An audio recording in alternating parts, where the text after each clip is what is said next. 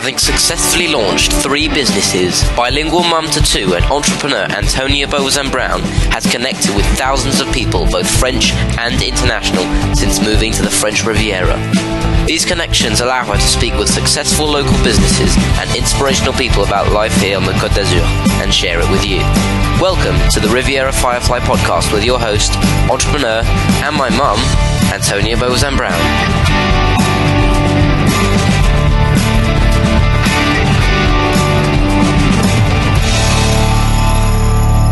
Welcome to the latest podcast from the Riviera Firefly. Well, it's November, autumn, fall is upon us. And for our American friends, this means Thanksgiving. I've heard that it's one of their favourite traditions. For many, it beats Christmas. My grandma was Irish-American. She was born in Boston.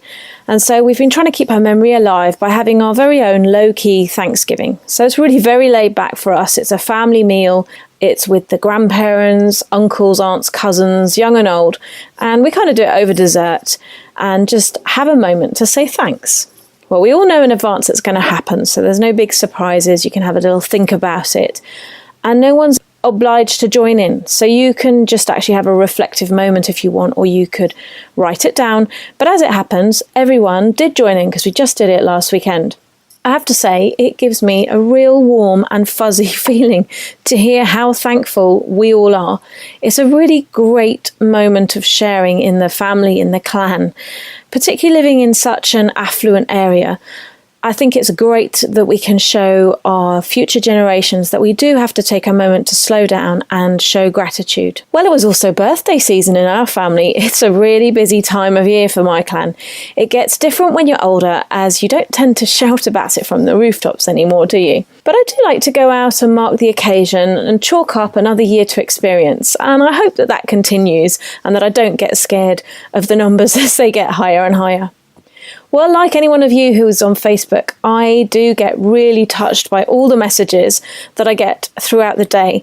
Because of the different time zones around the world, of course, people are checking in at different times. So it means from dawn to dusk, you're getting little messages, little hellos, and some of them really are so funny. I have to say I laugh from dawn to dusk. And I just think, thank you, Facebook, actually, for keeping us connected, because probably over the last 10 years of running my business, I would probably have been too busy to pick up the phone and write the letter to keep that communication going and open. And so it's brilliant that we have got a tool like that to help us.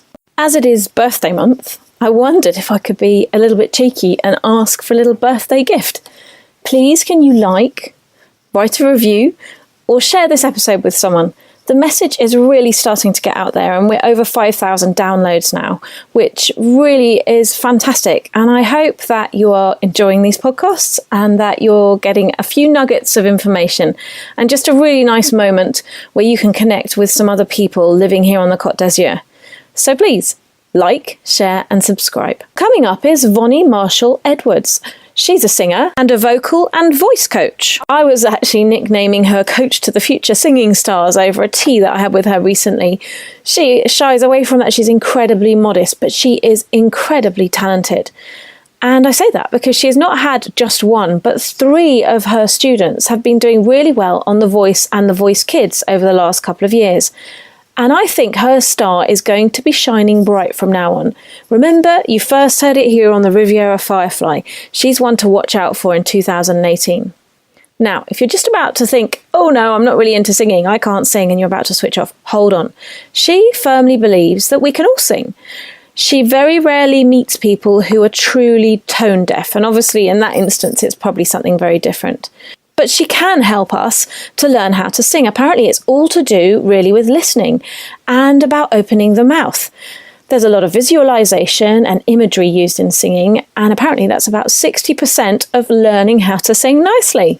Who knew? She also does work with adults, so say that you have a presentation coming up and you're going to have to be doing it in front of a jury, like I'm going to be doing this week, then she can handhold you and get you ready for this process. So over a cup of tea, I did ask her for some tips. Public speaking is something that I used to do, but I haven't really done since before kids, which is really like a previous life. It's not me at all. And so I needed some ideas to boost my confidence. So over tea, she reminded me to be more efficient with my breathing.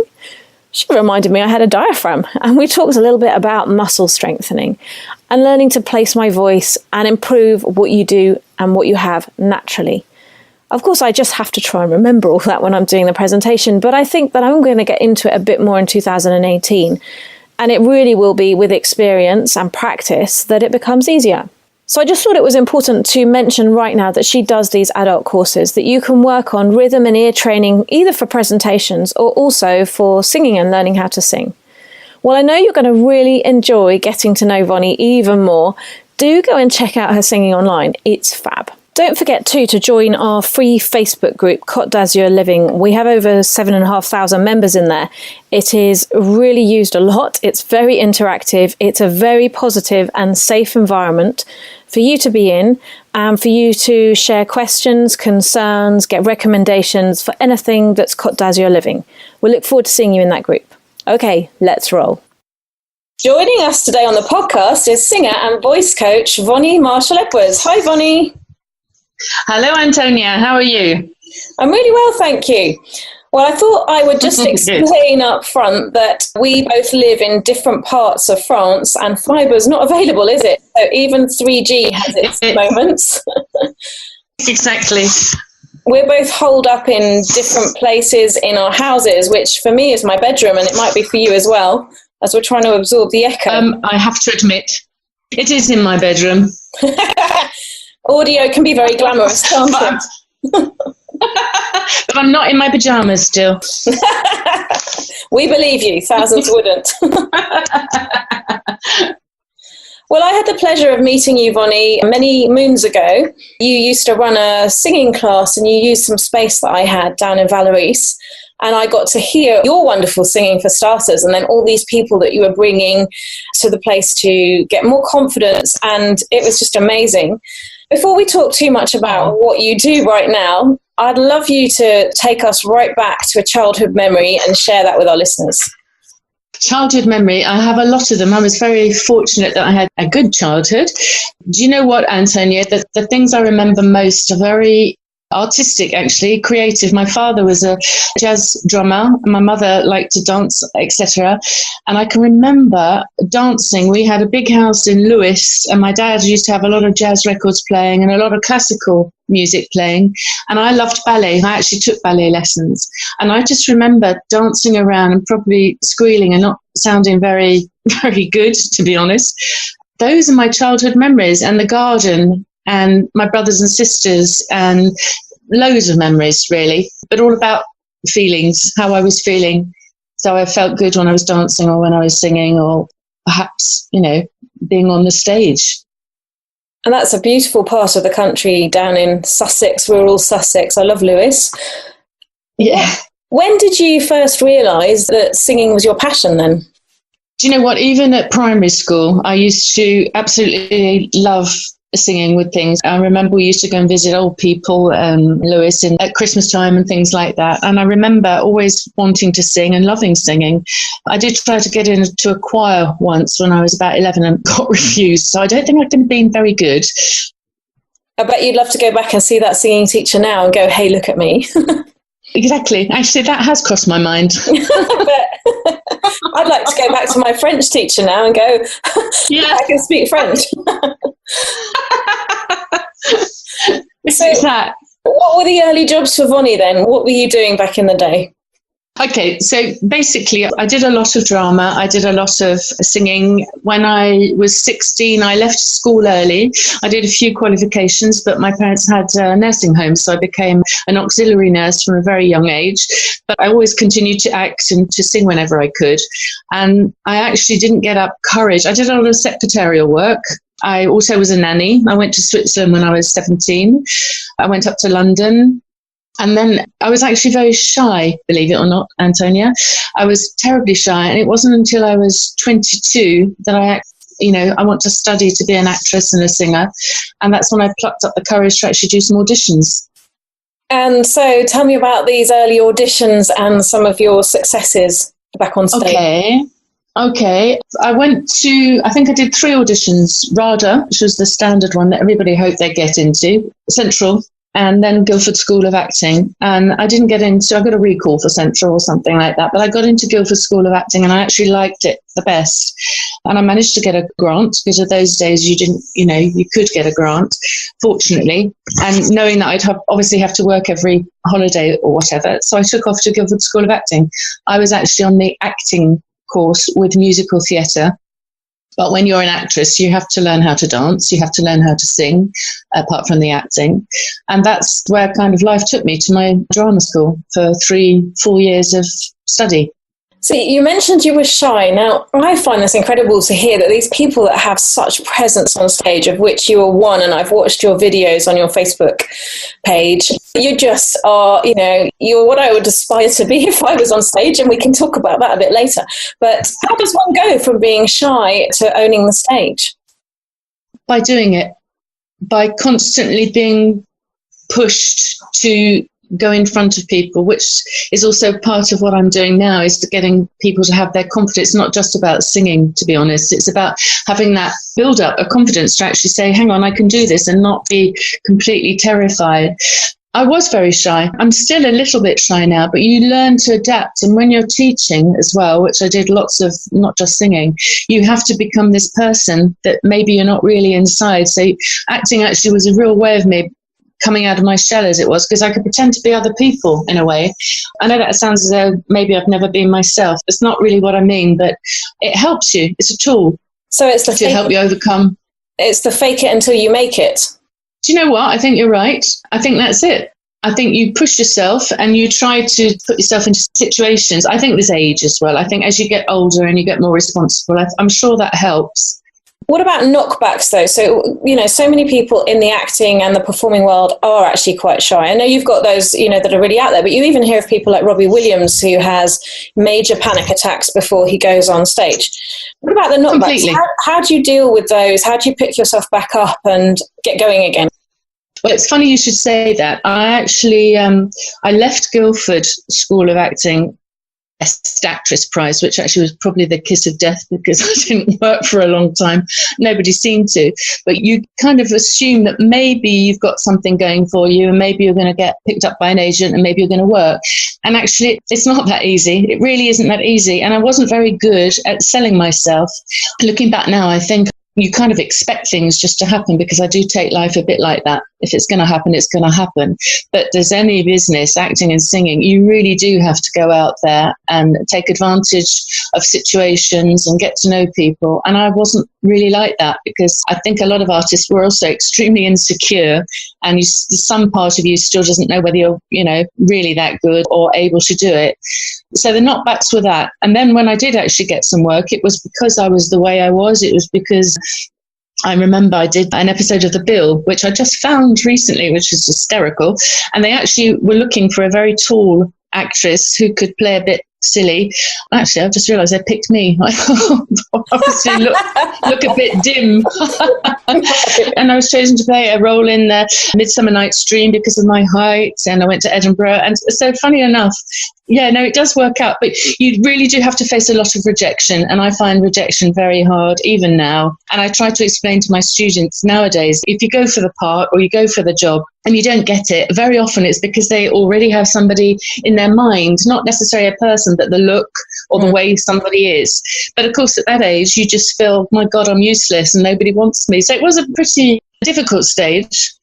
I love that I know someone that's in The Bill. that used to be one of my favourite shows. I'm going to have to get your autograph now. Yeah, I don't think it's worth much, actually. So you were a big actress on the stage and you were getting parts in The Bill. What happened to make you switch then to focus into the singing? It's very easy. I got fed up because most of the time, I have to be honest, I was an out-of-work actress. I used to work a lot for publishing companies, Penguin, Collins and everything, which I loved. I was a very good secretary. I was very good at organising, but I loved that world. But I also did a lot of work backstage dressing. So I was working on Phantom of the Opera, and the girl who was doing Phantom's makeup, Valerie, she is French. She's still a friend and she's here. And she said, why don't you come to France just to have a change? Because I was getting a bit fed up with everything and nothing much happening. She said, my mother's got a restaurant she's opening, why don't you come and sing in the restaurant? And that is literally what happened. I came over to Grasse to sing in her restaurant. I decided I liked France, although I have to say I always knew I'd live in France. I always knew I'd have a French partner. There's a few things that quite creepy that I've known in my life. So I came over and literally loved it so much. Then I got offered a job as a singing teacher. So the singing kind of took over. Obviously, there's lots of other stuff that went on. I worked doing some acting and voiceovers, role plays. I worked for the Red Pear Theatre in Antibes. I even directed a play there. So all these years I've been here, Antonia, I've always managed to do something on the performance level. And even my job now, even though I'm not actually on the stage all the time, even in my classes, I kind of feel that I'm still performing. So that's kind of what happened. I love that you keep mentioning, because I'm really into this right now, how you're manifesting things. I just watched recently the film The Secret, The Law of Attraction, and it's all about putting out positive. And I hadn't realised actually that I've been doing that all my life. And then when I watched it, I was like, oh, there's a film about it. There's a whole thing behind it. It's such an powerful thing. It's incredible. Isn't it amazing, Phil? I have to say, I got into The Secret maybe 3 or 4 years ago. I have the book in English, the book in French, and the DVD. So I totally get where you're coming from. And I agree exactly what you mean. You kind of think, actually, understand that. And I had a mother who's still is very, very positive and has always been there banging on about it. And I think it's helped me. Yeah, I can see, especially in your profession, but even in mine, I'm going to start using it. I was showing it to my teenager the other day because he's got his back coming up, the first lot this year. So we were talking about visualization. It's so powerful. And you said it, you always knew you were going to be in France. But that obviously was something you manifested, projected, and, you could actually visualize it. And of course, now you're living the dream here in the Côte d'Azur. I really believe it. And there's other things that I kind of think are going to come, but I think you get a bit cynical with age and you think, oh yeah, that's just me and my imagination and whatever.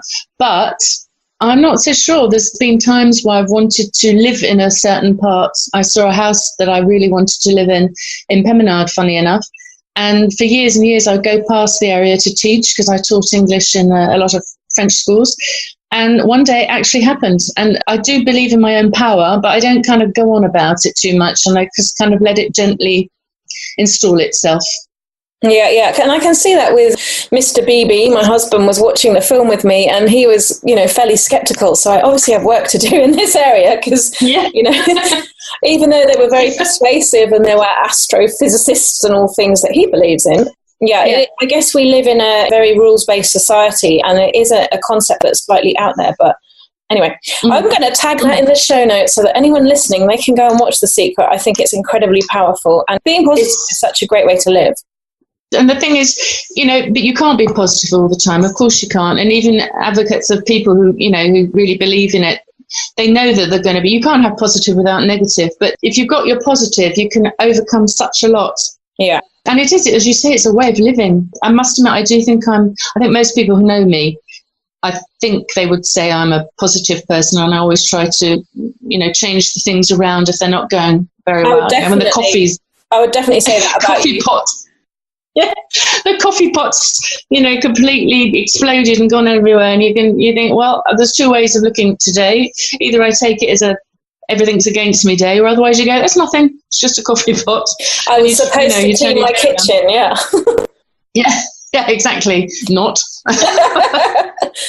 So, okay, positivity. And I can see how with some of your young people that you've been working with, your young students, it's such a mindset thing that they have needed to get through. So just to put it in perspective, let's talk about The Voice France and The Voice Kids. And once again, I need your autograph because when I saw you on TV, I was like, I know Vonny. I was very excited. So how did that all start? Okay, gosh, I'm just trying to actually think. Believe it or not, I actually went up to Paris to do an audition for myself a few years ago because the casting director, Bruno Beberez, this is what happens. He sees people, he's an amazing man, and he sees people and he sees their videos and he gets them in for an audition.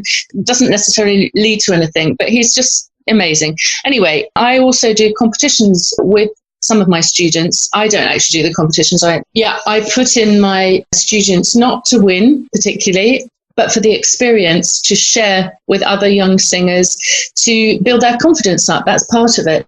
So the ones that are really kind of feeling capable, I never force, obviously, anybody. And if somebody doesn't want to do it, there's no way I'm going to, get them in doing something they don't want to do.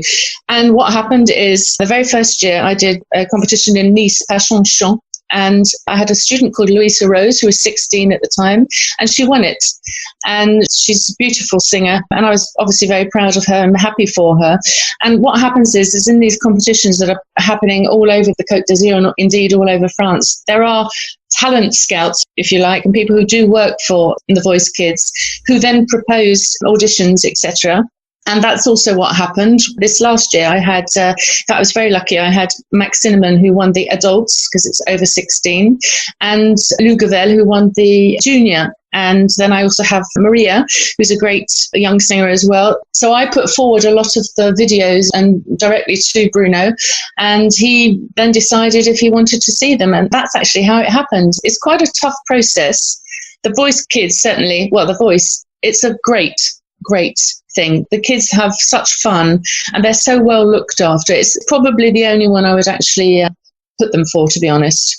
And I saw Max because I love Prince, so he did his own version of Purple Rain, so I've watched that one online. I loved it. And of course, Maria is Christine Kadelberg's daughter, who I interviewed just recently. That's right. Health. So that ties in beautifully. And I mean, not just to have one that's been on The Voice, but to have three. You're obviously now the training ground, the place where kids need to come if they have these dreams and are manifesting these dreams of getting onto The Voice. Well, do you know what? There's lots of great singing teachers around. There really are. And I was just being very lucky to come across these three. And I think what happens is that I think I can recognize someone who's got something special. I think that's my forte, as it were, and to try and encourage them. But there's lots of people doing the same thing. And I'm very lucky that I have the connections to be able to, put people through. And I can't go into it now, but there's possible kind of progressions for me maybe next year, which I'll tell you later. It's a secret for now.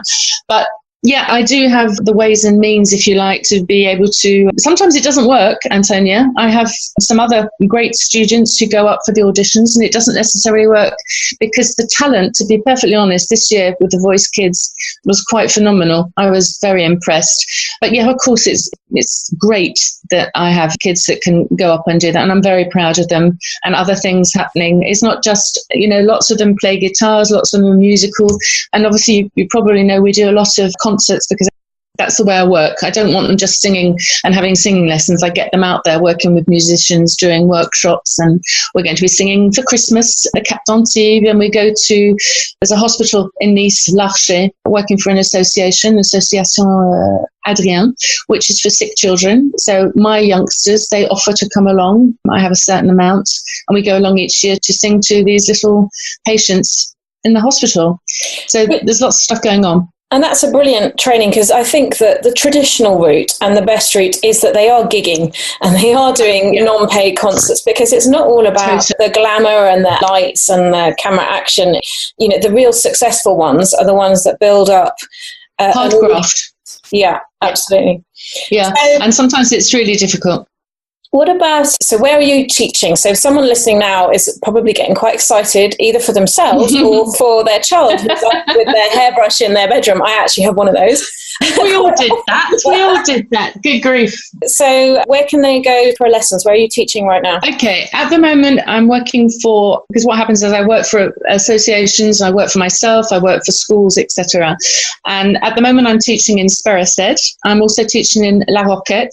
I also have a class, funny enough, in Magagnons, which I've got a lot of Anglophones, kids who've grown up here, but they're English based. So I've got a lot of girls. I've actually got 80 students at the moment, so I don't have an awful lot of places free.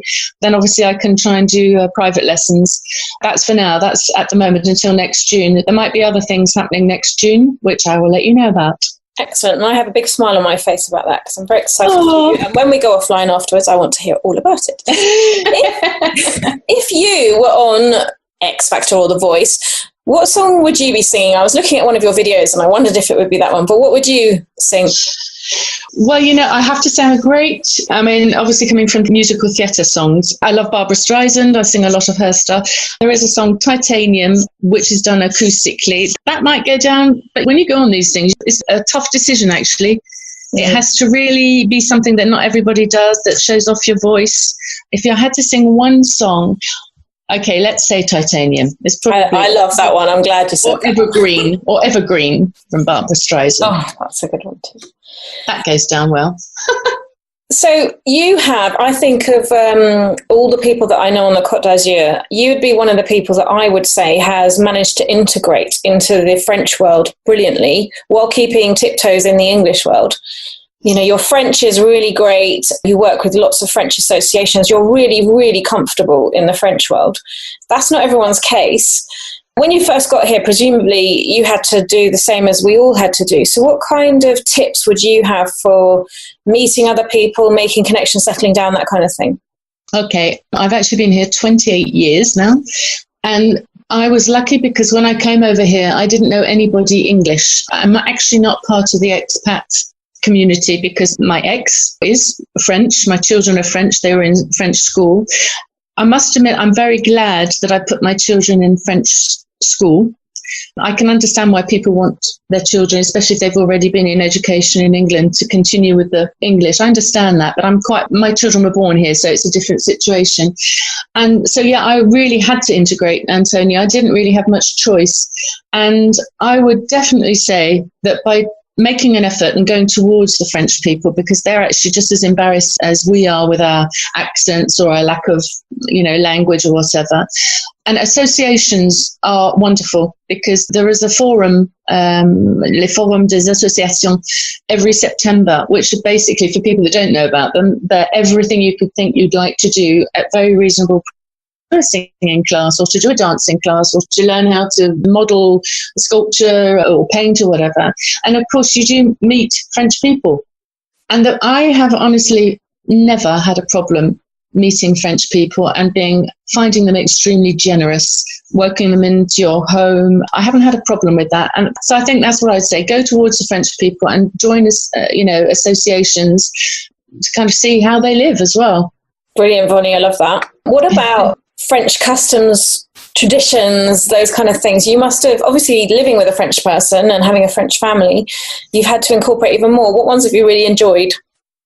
I would have to say the Fête de la Musique, the 21st of June, because obviously that's a bit more up my street, I suppose. But there's so many things, as all your other guests have said, there's all the kind of traditions, even the Christmas traditions and the Galette de Roi coming up, Fête de Citron. I haven't done an awful lot, believe it or not, because I've had children. I've actually been on my own for a long while, so I've had to kind of get working and maybe haven't made as much effort. It's always the same thing. When you live here, you don't do as much. It's like when I was in London, I didn't take advantage of seeing the things that now I would actually go and visit. But just the way the French, the joie de vivre sometimes. I know we all, moan from time to time, but I think nobody's perfect anyway. It's the same in England as well. But yeah, Fête de la Musique is probably my favourite. It's such a brilliant one, that one. And I love that keeps coming back year on year. I think when I was in Paris years ago as an au pair, the first one happened. Johnny Halliday was playing, No, the thing is, breathing is the basis, okay? And afterwards, what you've got to remember is to try and live in what you're saying, what you're doing, and don't try to take yourself out of it so that you can analyse. I know that's hard, but that's what singing training. You have to really live what you're saying so that you can, and this goes back to the acting, you can lose yourself in what you're doing. You become a performer because you're so into it. So you know your text, you know what you're saying. So don't kind of see yourself from the outside. But that can be achieved by knowing that you've got the technical aspect, you've got your breathing right, you're articulating so everyone can hear you, that you're modulating your voice so it's not boring and it's becoming interesting. It's just a handful of things. And for singing, I'm trying to think of the English word. When we say you have a déclic, you have to think of everything and suddenly it actually manifests itself maybe a bit later. It goes into the brain and it will actually, work out. Yeah, and it's something this is my goal for 2018 is visibility. I want to open a second Kiddieland. That's just between you and me and the people that are listening. So that's my goal. I finally working on my mindset. That's been a massive thing for me in the last 12 months. I know that I've been breaking, and I need to just go, no, let's open it. Kiddieland's full. All the classes are full, which is amazing. It's like you, it's full. So then we're like, okay, what can we do now to take it to that next level? And it's funny, even with 10 years experience, which I have of Kiddieland, going to that next level, I still have imposter syndrome, and I still get like all these mindset things. And in fact, I was chatting to my business coach last night going, I can't believe I'm thinking the same things I thought 10 years ago. And she was like, this is normal. It's that whole fake it till you make it. And But it's this last period of actually teaching singing is exactly that. I'm at 10 years, and now I know I've got to move into a higher gear. And sometimes I think, oh no, I'm quite comfortable here. I'll just stick here. But I'm not finished yet. I think I've still got I'm not as ambitious as I was, but I still want to kind of move on. So I understand what you're saying, but you have to keep moving on. You have to keep, trying. Pushing yourself. Well, I think so. I think so. The tip I got given last night by my coach was actually to start journaling. So write down every time I get those negative mindsets, write them down in a book, and then to break it down into tasks that I can then, so supposing it was a money mindset and my money monster's going, no, you can't afford it, or it's going to, stretch you too far to take on a new rent or something. I need to then break that down. How can I raise money? How can I get that rent paid? And that kind of thing. And then the problem kind of goes away. And I thought, brilliant. That's actually a really nice, simplistic way of looking at it. That's great. That's one of my things for next year is actually getting my own locale and things like that. And sometimes you think, but it's going to be putting myself, I've just got to a stage where I'm really comfortable. And now I want to actually try and shake it all about a bit to kind of give me, I think you have to, one of my quotes actually, that I know you're going to ask me a quote. I'll save that for later. Vonny, give it to us now. I'd love to hear. What is your quote? What do you live Okay, well, the one I really like, I have loads, you know me, I love quotes. The one I really am at the moment is, apparently it's Einstein, I'm not sure about that, but it's life is like riding a bike. To keep your balance, you must keep moving. Love it. And I really like that because I think that is actually my life as well, because I don't like stagnation. My ascendant sign is Libra, balance, so I do like things going fairly, but then who doesn't like things going fairly smoothly? But I do like that. It is like riding a bike. You've got to keep your balance, you just have to keep on moving, and that's what life is happening, and doing, certainly for me, and obviously for you as well, Antonia. We'll see how long we can keep going, basically, before we fall off. And I love what you say is that you don't feel you've done everything as well yet, that you've still got some more to give. You're we're servants in our industry, we're in the service industry. So I think it's quite natural. And we're also both of us trainers, we like helping other people, training them and getting them to go out into the world and have a great experience as well. So and make their full potential. And I think I love doing that. I really do. I love being on stage. As I'm getting older, it's not so important, obviously, but now seeing all these young people are coming up and being able to encourage them. I wish I'd had somebody like that behind me. I must admit, I didn't have that sort of person behiing me. So I'm hoping that I'm making a little difference just for a little while. And I think you're making a massive difference in 80 people's lives every week. That's fantastic. Oh, I hope so. Well, it's not just the kids, it's also the adults. There's women of our age or whatever who've always wanted to sing. They've had children, or the husbands have kind of said they sing like a casserole, to expression. And suddenly they're finding a lot of liberation as well. It doesn't have to be perfect. I actually don't like perfect voices. For me, it's all about expressing yourself and living what you're singing, because a singer is actually an actor who sings. Yeah. These teenagers that had worked together, working as a team, that were really enjoying it, passionate about it, and getting this, the shy ones, when they're suddenly out there and they're just become these stars. I'd well up, it really, really does move me. This is why I love my job. I love my job because it is all about emotion and about connection and communication. That's what it has to be. Yeah, there's a bit of technical stuff on the side, with the singing, of course there is. But for me, the most important is showing people that they can do things that they might not have thought they could, and encouraging them. That's what's, we're lucky, aren't we? Do you know, so I am lucky. And listening to you, I knew you were lucky, but what I just think is amazing is your passion and your energy are being used in a profession, in a career that you are so passionate and you adore. So to be in it, to live it, to own it is just brilliant. You know, you'll get your days and be like, wow, I was in The Bill, I was in Phantom, behind the scenes of Phantom, you know. To be honest, I don't look back and think about, I did that. Don't kind of feel it as a big achievement for myself, but I love the experience. I always wanted to, even as a young person, I always thought I want to get to 87 or 93 and look back and say, well, I did do a few things. I haven't travelled very much. I haven't done, world fantastic things for the world or anything. But I do think that, I've really enjoyed what I've done up till now. And obviously, I'm hoping there's a few more things around the corner. Next year, after exactly. If that's what you want, put it on your vision board. And definitely for it not to happen. Exactly. How can people get in contact for these very last spots that you've got in your various courses and things? Okay, the best way for me personally is Facebook. It has my Nobel number on it. You can contact me directly as well. And it's Vonny Marshall Edwards. I have 2 accounts, one personal, one professional, whichever one anyone wants to choose. I usually answer fairly quickly. A lot of my stuff, to be honest, is by word of mouth, which I'm very, very grateful for. So that's what I'd say. Facebook. I don't have a website because I don't think I've got enough to put on it for people.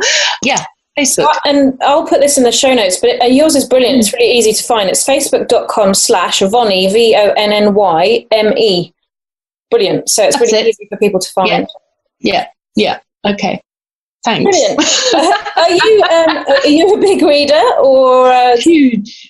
Well, I think I've seen photos before of your bookcase. No, but I'm trying to do the minimalist thing, decluttering at the moment. So fortunately, I have a few sources who are now, because I said I worked in publishing, I have hundreds and hundreds of classic books. But the problem is, Antonia, my eyes are going, dear. So all these books that I've kept for 30 years since I was over there, I open them up. They're all in great condition, but I see the writing so small. And it's not actually that I'm vain and don't want to put glasses on, but I haven't actually got any at the moment. So I prefer to use my Kindle, but I do have loads and loads of books. And when you said maybe I'll ask you about one of your favourite books, I'm going, I just don't know how I can actually find one. So am I allowed to have more than one? Of course you are, yeah. Okay, well, the ones that I've kind of picked out are very different. There's the book Thief, of course, by Markus Zuzek, which I just thought was wonderful. I saw the film recently. The Book of Souls by Glenn Cooper, which I really, really loved. And then simply The Evening Class by Maeve Binchy. But there's so many more that I probably have completely forgotten. And also you go through phases and different times of year, different books will appeal. Completely. Brilliant. Yeah. There were 2 there that I haven't read. Yeah. So, well, The Evening Class was great, and the Book of Souls, I remember that just being fantastic. So, and what I do is I tend to keep the books that I would like to be able to give to somebody else to read because I loved it. The ones that I've sort of, can pass, I just give away very quickly. But brilliant. We'll put those in the show notes. Now, someone that's maybe new to podcasting might not know what that means. It means if you click on the artwork in your podcasting app, some details will be, you can sort of scroll down and you'll see details and it'll have all the links and how to contact you on your Facebook page and any other things that we've talked about and referenced will all be in there. So it's super simple for people to follow up, especially as they're all sort of out doing the gardening or doing some cooking or painting while they're listening to podcasts. I've got to get into podcasts. Oh my, it's amazing. It's so brilliant. Love it. Yeah. I just want to say, Antonia, thank you very much for even thinking of asking me to come and say something. Well, thank you for agreeing. You've been on my must-get list for quite a while, so I'm really thrilled. And thank you. Positive now. So, well, listen, we're going to meet up, huh? I'm going to help you with this. Absolutely, I will. Chapter in your life. Yeah, I'd like to thank you, Vonny, for joining us on the Riviera Firefly podcast. It's been an absolute pleasure, and I feel incredibly inspired. And I'm looking forward to hearing all about 2018. You are wonderful. Thank you so much, Antonia. Bye bye now. This episode was brought to you by Riviera Firefly for Cote Living by your host and my mum, Antonia Beauvoisin Brown. Please subscribe, like and share. Until the next time, au revoir les Fireflies.